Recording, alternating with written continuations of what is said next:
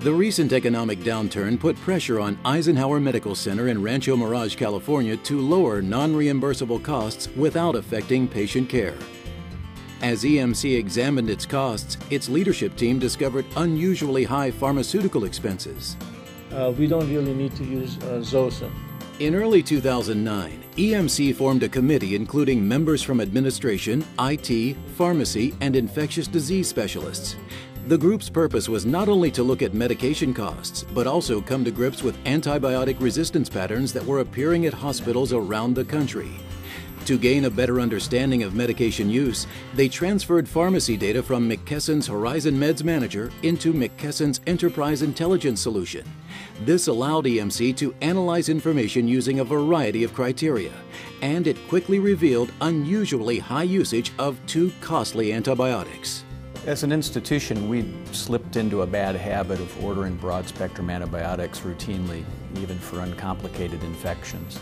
Instead of using vancomycin, the standard first-line medication, some physicians were prescribing daptomycin and linezolid, drugs typically reserved to combat infections that are resistant to other antibiotics.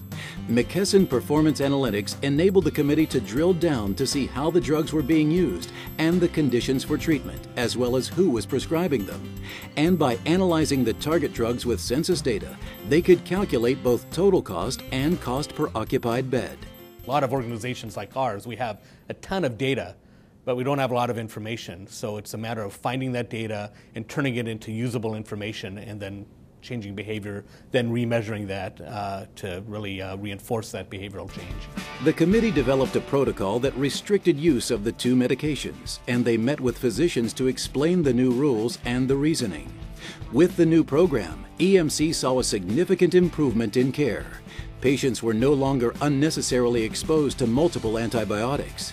This approach also helped prevent the development of resistant bacterial strains that could eventually become untreatable. Additionally, the medical center achieved almost immediate and dramatic financial results. The average cost for daptomycin per occupied bed dropped from more than $5 to less than $2. The average cost of linezolid per occupied bed declined from more than $7 to less than $2. Even more dramatically, the average cost for all antibiotics per occupied bed fell from more than $35 to about $24. Within a year, the total savings from improved medication usage reached $1.2 million. The McKesson system is a very powerful tool that helps us to put our data into a format that's usable, user-friendly, and accurate. And we were able to do that in this project, and I really believe that's why we were as successful as we were.